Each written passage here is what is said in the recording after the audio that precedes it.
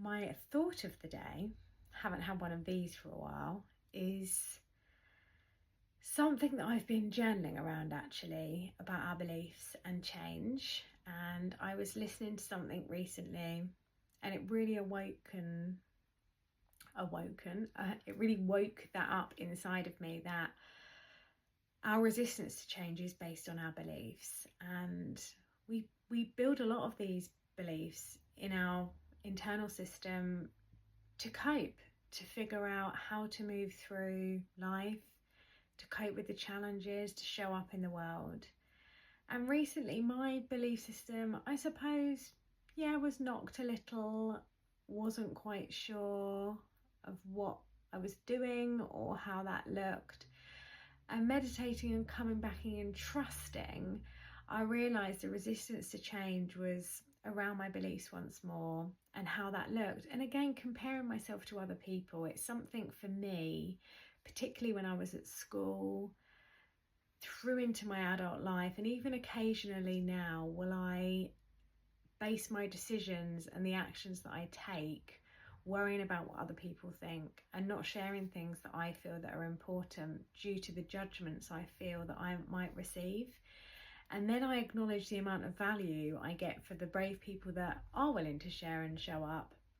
So this video, really, my thought is, if there's something inside of you that you feel is really important to share, that might make a change, a difference, or help someone else, share that, because that might make a huge difference to someone. And it's often our beliefs that hold us back, or those thoughts and worries around judgment. And sometimes it can take a little while to come out of this. It can take time to be brave enough to share your voice, to realise what's really important. And I'm starting to realise, the older I get and the more my life is changing, that most of my resistance and difficulty comes around when I'm in spaces where I don't feel safe. If I'm in a space where I feel really comfortable with who I am, and whoever is present doesn't feel the need to change or fix but welcomes that experience, it's far easier to be in that experience and then move through it. So when delivering meditation, my aim with people is to create this environment that they can show up exactly as they are. If they feel really happy and they want to laugh, that's welcome. If something's difficult and they're crying, that's welcome. It's not a good or a bad experience. It's an experience that they're able to be fully in without judgment. And I'm trying to create the same for myself. However, that is much more difficult than I thought, because I've been going into that loop recently. Had to make some choices and changes which have shifted things.